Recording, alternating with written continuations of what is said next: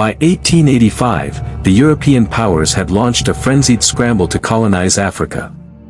The United Kingdom, France, Germany, Italy, Belgium, Spain, and Portugal were among the nations carving up the continent, leaving only two countries, Liberia and Ethiopia, to maintain their independence. Liberia's independence was a result of its unique history.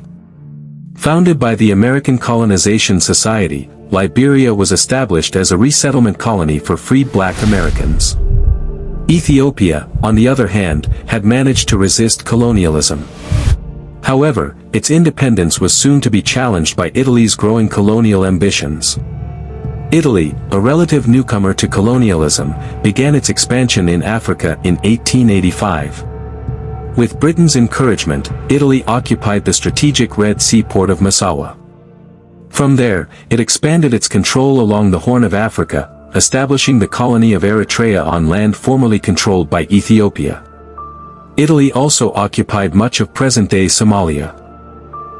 Italy's military presence in Africa increased significantly after an 1887 battle, in which 500 Italian soldiers were killed in an ambush. This incident marked a turning point in Italy's colonial expansion, as it sought to assert its dominance in the region. In 1889, Italy signed the Treaty of Wuchal with Emperor Menelik II of Ethiopia. The treaty acknowledged Italian control over Eritrea in exchange for military aid and financial support.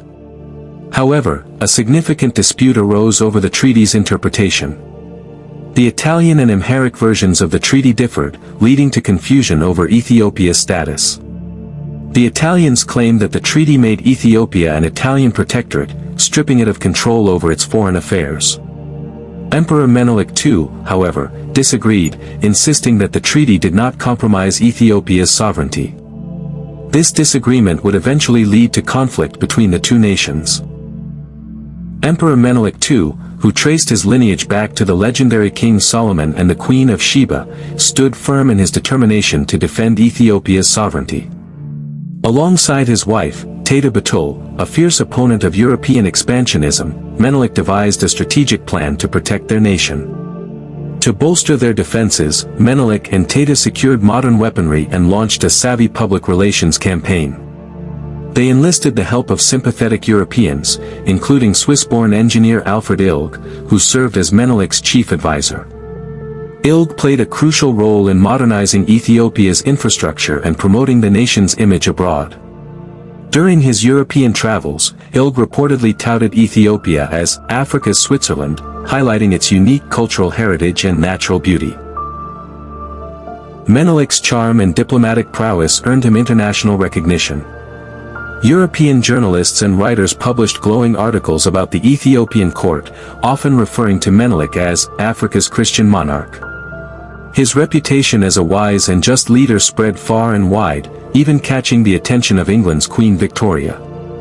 The two monarchs reportedly exchanged phonograph messages, a testament to Menelik's growing celebrity status.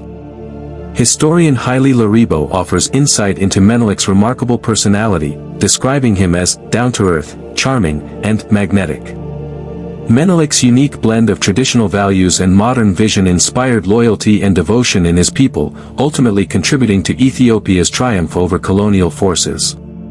Menelik II's ascent to the throne was marked by brutal tactics, including the mutilation of rival Ethiopians, branding of slaves with the cross, destruction of mosques, and encouragement of pillaging.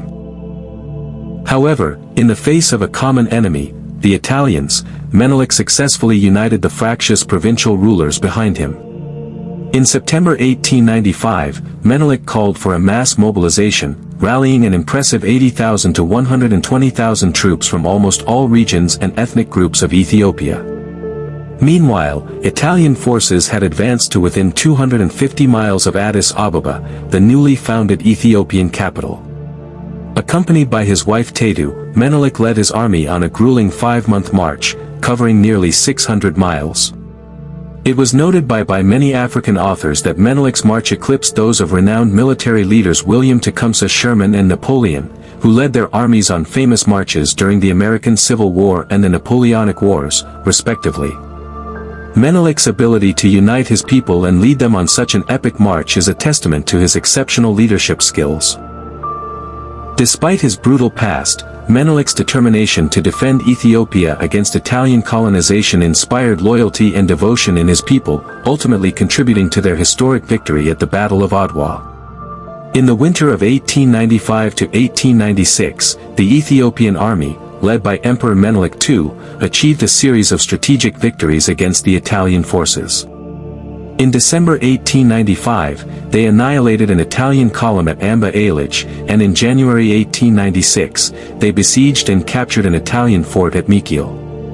The Ethiopians' clever tactics, including cutting off the water supply, a strategy devised by Empress Tedu, forced the Italian surrender. The Ethiopian army then skillfully evaded the main Italian force and advanced towards the Adwa area. Meanwhile, Menelik spread disinformation about the size and cohesion of his troops, further confusing the Italian command. Italian commander Oreste Baratieri faced a daunting situation, with limited food, water, and inaccurate maps. He considered retreating into Eritrea but was goaded into action by Italian Prime Minister Francesco Crispi's telegram on February 25, 1896. Baratieri's subordinate generals also urged him to engage the Ethiopians decisively, prompting him to advance 3 brigades despite his initial reservations. As the Italian forces moved forward, they were unaware of the impending clash that would change the course of the war. The stage was set for the Battle of Adwa, a pivotal moment in Ethiopian and Italian history. On March 1, 1896, the Italian forces, accompanied by African auxiliaries, clashed with the Ethiopian army. However, they were quickly disorganized, outnumbered, and exposed in the harsh terrain. By the end of the day, they were in full retreat, abandoning their artillery and leaving behind approximately 3,000 prisoners. According to historian Haile Laribo, Emperor Menelik II outmaneuvered the Italians in every aspect, demonstrating superior strategic thinking. The Ethiopian victory was also facilitated by the contributions of women, who served as water distributors, medical care providers, prison guards, and morale boosters. Empress Tedu even commanded her own personal army. The Ethiopians inflicted a significant casualty rate of up to 70% on the Italian forces, while also suffering substantial losses. The Italian prisoners were treated well and gradually released. In contrast, African soldiers fighting alongside the Italians reportedly had their right hands and left feet amputated. The aftermath of the battle saw the collapse of Italian Prime Minister Francesco Crispi's government, and General Oreste Baratieri was put on trial, although he was ultimately acquitted. The Battle of Adwa had far-reaching consequences. Italy and other European powers recognized Ethiopian independence, and Menelik negotiated with them to settle the country's borders. Historians note that the victory forced Europeans to take Africans more seriously, challenging the prevailing view of Africans as primitive savages. The Battle of Adwa's impact extended beyond Ethiopia. It inspired future African independence movements and contributed to the concept of Pan-Africanism. Even in popular culture, the battle's legacy can be seen in the fictional nation of Wakanda and the Black Panther movies and comic books, which is portrayed as the only African nation never to be colonized.